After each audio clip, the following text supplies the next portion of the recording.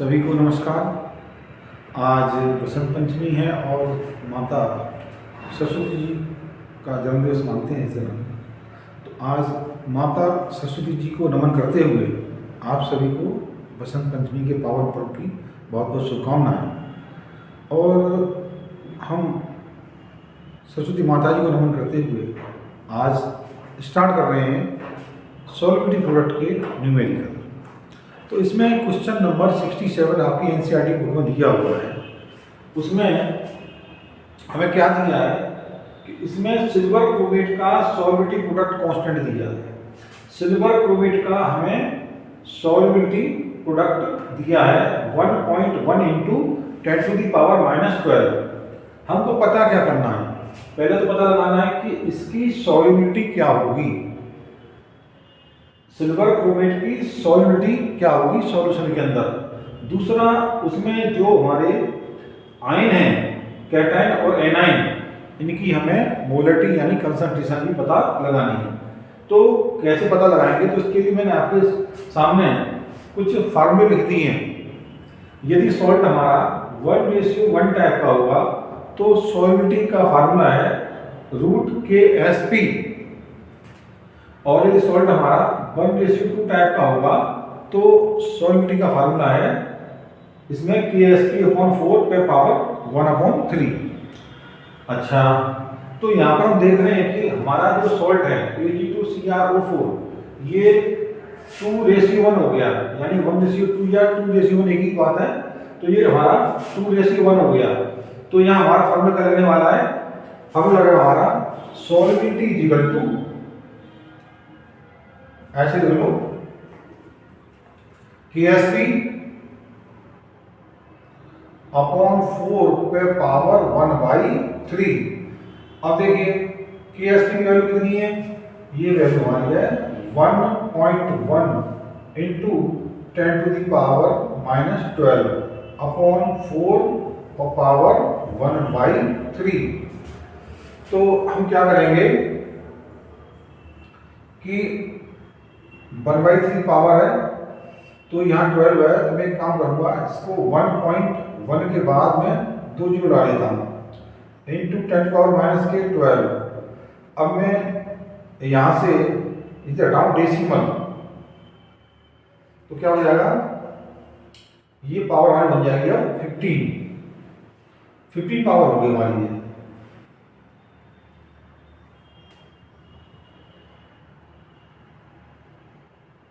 और इसकी पावर 1/3। इसे मैं सॉल्व करूं तो ये निकल के आ जाएगा 274 इंटू 10⁻15/3।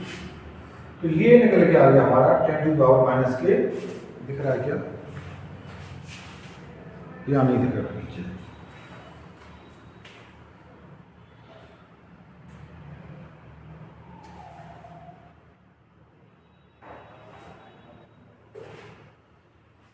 यहाँ नहीं दिखेगा, आपको करता हूँ इसको मैं। तो ये निकल के हमारा आ जाएगा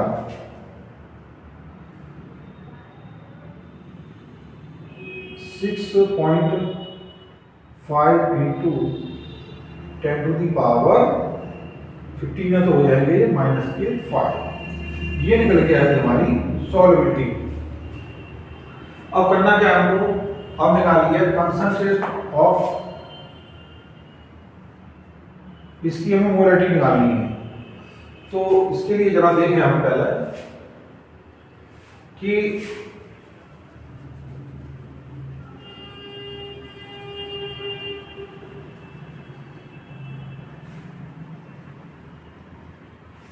जो हमारा सिल्वर क्रोमेट है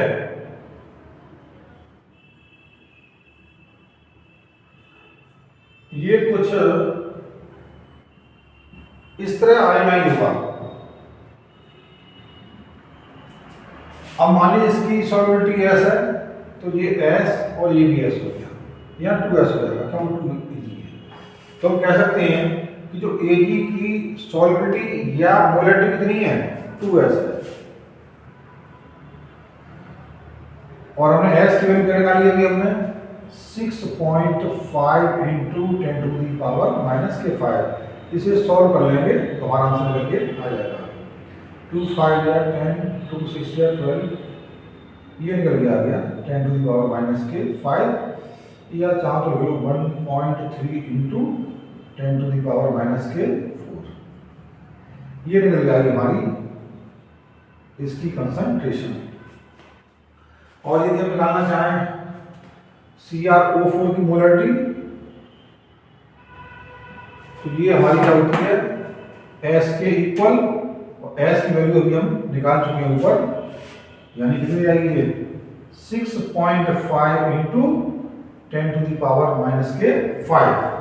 तो इस तरह से हमने क्या किया कि इस क्वेश्चन में हमने सिल्वर क्रोमेट की सॉल्युबिलिटी भी निकाली और सॉल्युबिलिटी के साथ साथ हमने इसकी कंसंट्रेशन भी हमने निकाल ली।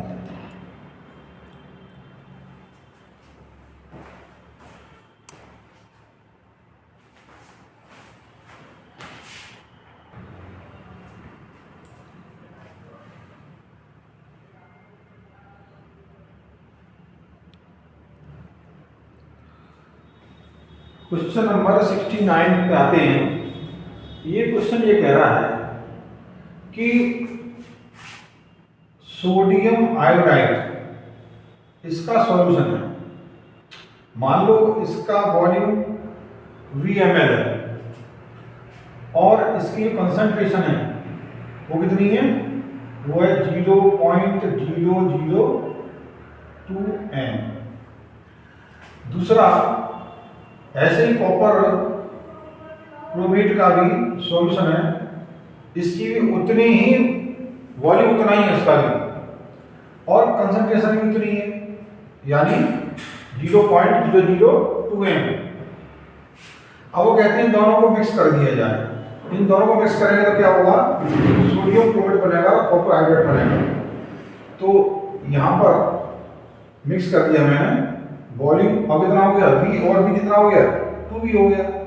अच्छा, अब जरा देखें, उनका क्वेश्चन पूछ रहे हैं वो, क्या कॉपर आयोडाइड का प्रेसिपिटेट बनेगा, यानी हम मतलब फिर इससे हम जानते हैं कि किसी का प्रेसिपिटेट कब बनता है, जब इसका आयनिक प्रोडक्ट यानी Cu डबल पॉजिटिव की कंसंट्रेशन और iO3 नेगेटिव की कंसंट्रेशन का प्रोडक्ट किससे, इसके सॉल्युबिलिटी प्रोडक्ट से अधिक हो, यानी इनका आयनिक प्रोडक्ट क्या हो, सॉल्युबिलिटी प्रोडक्ट से ज्यादा होगा तो बनेगा प्रेसिपिटेट।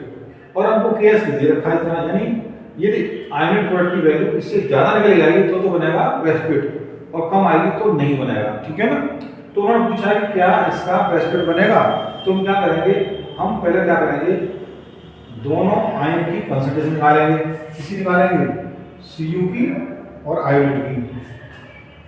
उसके बाद फिर इनका क्या करेंगे, आयोनिक प्रोडक्ट करेंगे। तो पहले निकालें इनकी कंसंट्रेशन, तो जरा समझें।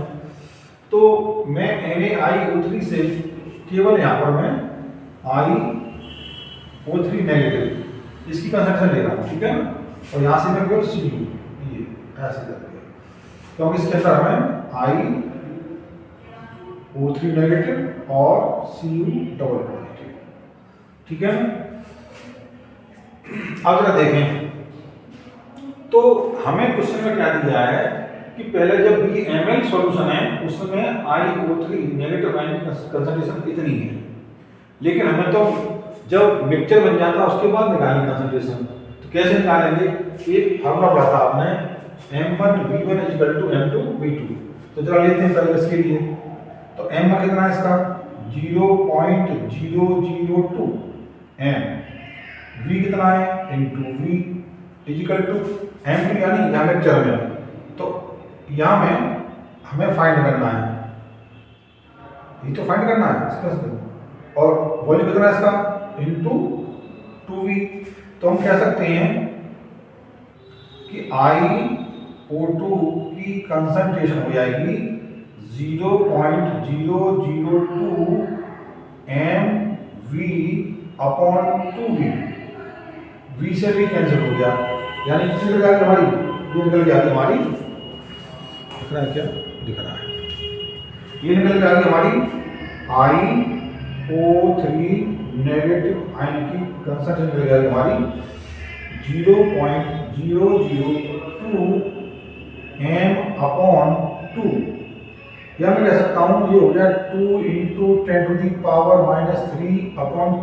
m, या ये हो गया 2 से 2 कैंसिल हो गए 10⁻³ ये निकल गया कंसंट्रेशन किसकी, IO3 आयन की। अब आगे बढ़ते हैं, तो ठीक ऐसे ही हम निकाल लेंगे कंसंट्रेशन किसकी, अब निकालेंगे Cu की। अब तुम दोनों सेम है, इसका मतलब क्या हो गया, यानी Cu की भी कंसंट्रेशन इस यानी मिक्सचर में कितनी होगी, इतनी ही होगी। तो मैं लिख लेता हूँ अभी,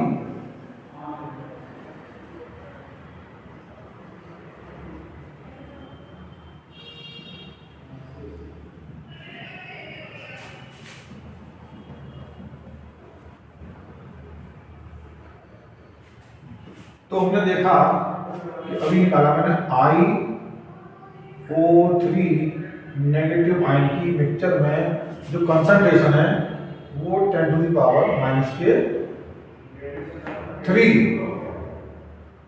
मोल पर लीटर है, उतनी हो जाएगी इसकी Cu की हो जाएगी।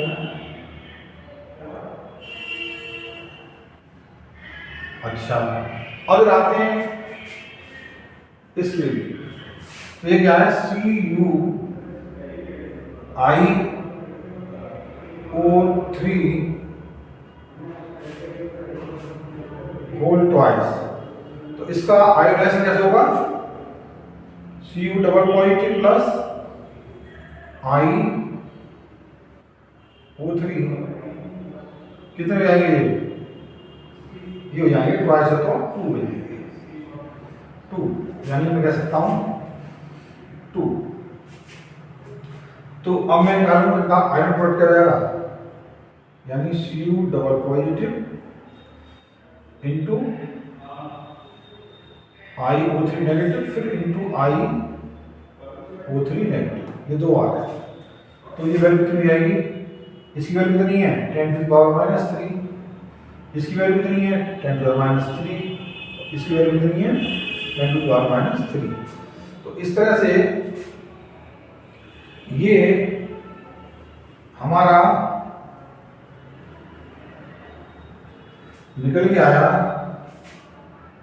Ionic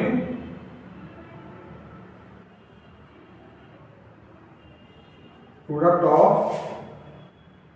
CuiO3 whole twice equal to, ये निकल के आ गया हमारा 10⁻⁹।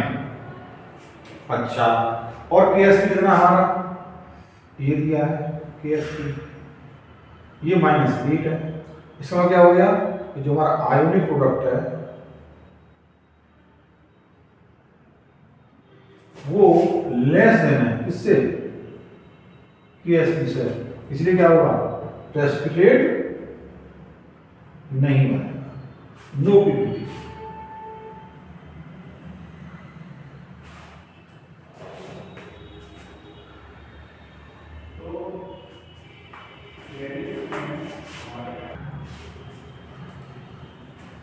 अब आता है क्वेश्चन नंबर 67। इस क्वेश्चन में क्या है, हमको सिल्वर क्रोमेट का सॉल्युबिलिटी प्रोडक्ट दिया है और साथ ही साथ हमें सिल्वर क्रोमाइड का भी सॉल्युबिलिटी प्रोडक्ट दिया है, यानी सिल्वर क्रोमेट और सिल्वर ब्रोमाइड के हमको सॉल्युबिलिटी प्रोडक्ट दिए हैं। अब करना क्या है, हमें करना ये है कि इन दोनों की मोलरिटी या हम कहें सॉल्युबिलिटी, क्योंकि स्प्रिंग जो स्प्रिंग की सॉल्युबल जो हमारे सॉल्ट होते हैं उनकी मोलरिटी और सॉल्युबिलिटी सेम होती है, तो उनकी मोलरिटी का हमें रेशियो निकालना है।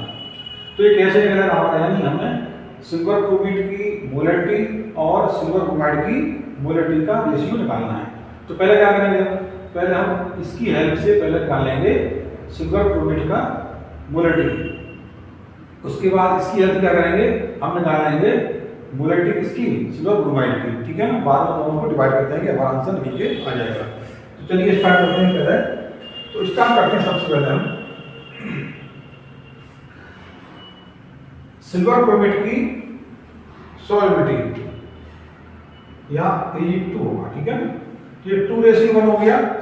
2:1 का मतलब हो गया इसकी सॉल्युबिलिटी होती है S = K(Sp)/4 इसकी पावर 1/3। अच्छा, तो ये निकालना हमने भी किसकी, सिल्वर क्रोमेट के लिए।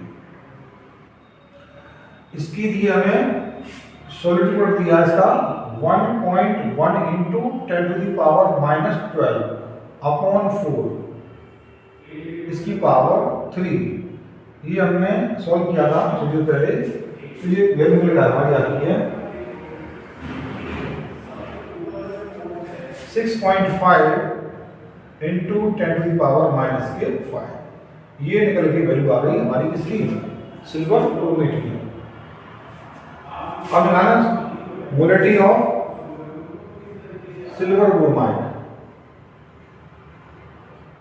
ये 1:1 टाइप है, तो इसका फॉर्मूला होता है √Ksp 5 × 10⁻⁻13। इसको हम सॉल्व करेंगे तो ये निकल आया हमारा 7.1 × 10⁻⁻7। ये निकल गया। अब क्या करना है हमको, इसे मालूम S' मान लिया मैंने, तो हमको S/S' निकालना है। तो ये वैल्यू मिल जाएगी हमारी S की 6.5 × 10⁻⁵, और ये निकल जाएगी 7.1 × 10⁻⁷। इसे सॉल्व कर लेंगे तो हमारी ये इन दोनों का रेशियो निकल के आ जाएगा।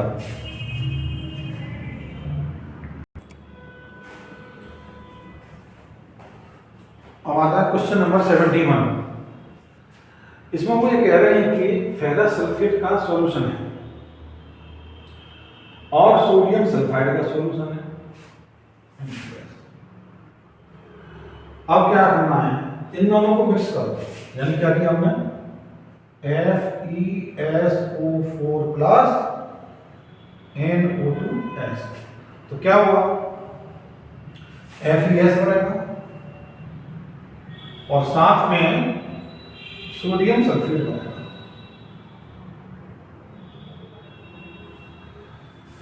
तो क्यों क्वेश्चन में हमको FeS का सॉल्युबिलिटी प्रोडक्ट दिया हुआ है। अब क्या कह रहे हैं कि जितनी मोलैरिटी इसकी है उतनी मोलैरिटी इसकी है, और हमें इनकी मोलैरिटी ही निकालनी है, और दोनों का वॉल्यूम भी सेम है। दोनों को मिक्स किया तब बना है फेरस सल्फाइड। हमें इनकी मोलैरिटी निकालनी है। तो मान लो मैंने इसकी मोलैरिटी मान ली X, तो इसकी भी X होगी, इसका वॉल्यूम भी, इसका ही वॉल्यूम भी। ये हुए हमारे Fe डबल पॉजिटिव और ये हुए ऐसे। तो अभी क्या करेंगे हम, अब मैं क्या करूं, मिक्सचर में पहले निकालता हूं मैं Fe की कंसंट्रेशन। निकाल दिया जरा, कैसे निकलेगी। फॉर्मूला क्या हमारा, M1V1 = N2V2। ये कितना हमारा X × V = कितना है, Fe × 2V। तो Fe की जो कंसंट्रेशन निकल के आ जाएगी X × V/2V, यानी X/2। ठीक ऐसे ही मैं निकालूं कंसंट्रेशन, किसकी निकालूं, अब मैं सल्फाइड निकालूं। तो सल्फाइड की यहाँ कितनी है, X, कितने वॉल्यूम में, V में। यहाँ मुझे निकालनी है कितने वॉल्यूम में, 2V में। तो सल्फाइड की कंसंट्रेशन हो जाएगी x into we upon 2v, यानी ये भी निकल के आ गई x अपॉन 2। तो अब तक मैंने क्या निकाला, केवल मैंने इस मिक्सचर में मैंने Fe की कंसंट्रेशन और सल्फाइड आयन की कंसंट्रेशन निकाली है।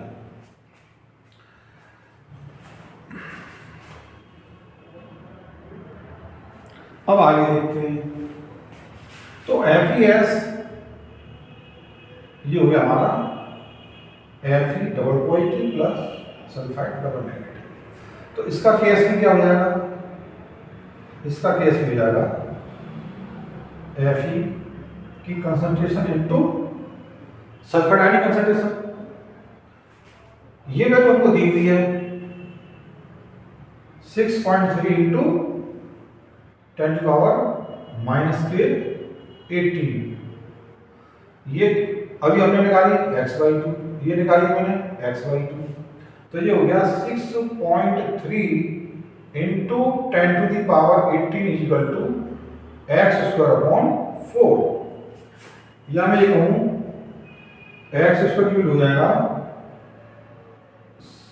4 इंटू 4 बदल दिया 4 into 6.3 into 10 to the power minus के 18।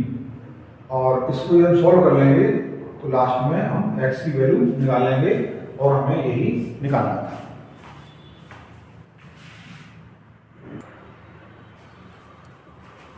अब आता है क्वेश्चन नंबर 72। क्वेश्चन नंबर 72 में वो कैल्शियम सल्फेट ले रहे हैं। यहाँ पर हमारा सॉल्ट कैल्शियम सल्फेट है और उसको उन्होंने क्या किया, वाटर में डिजोल्व किया और डिजोल्व करने के बाद आयोनाइजेशन हुआ, ठीक है ना। उसकी सॉलिड प्रोडक्ट 9.1 इंटू 10⁻⁶ है।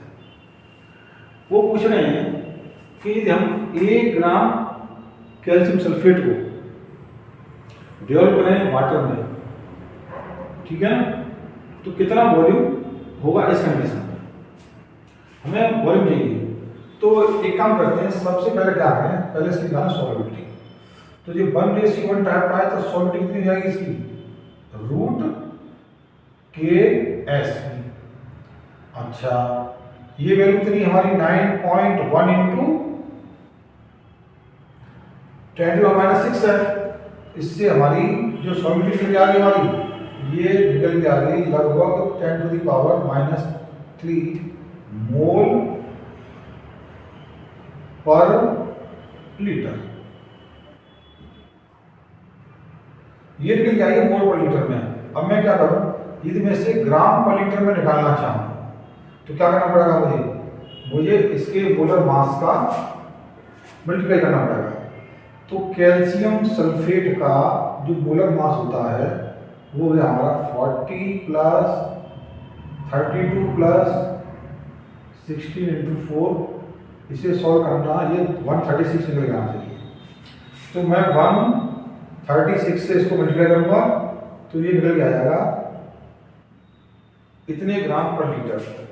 इसको सॉल्व करें तो ये निकल के आना चाहिए 0.411 ग्राम पर लीटर। तो इससे ये निकल के आ गया हमारा कि 1 लीटर, उल्टा करें इसको उठा देना सर, हो जाएगी।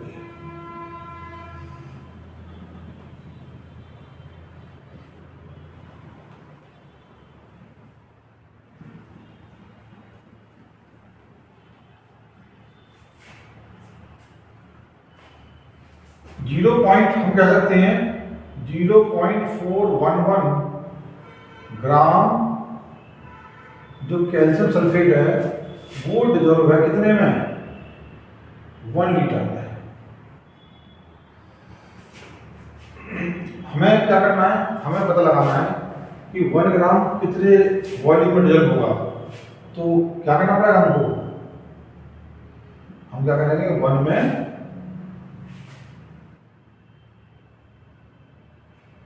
इसे डिवाइड कर दिया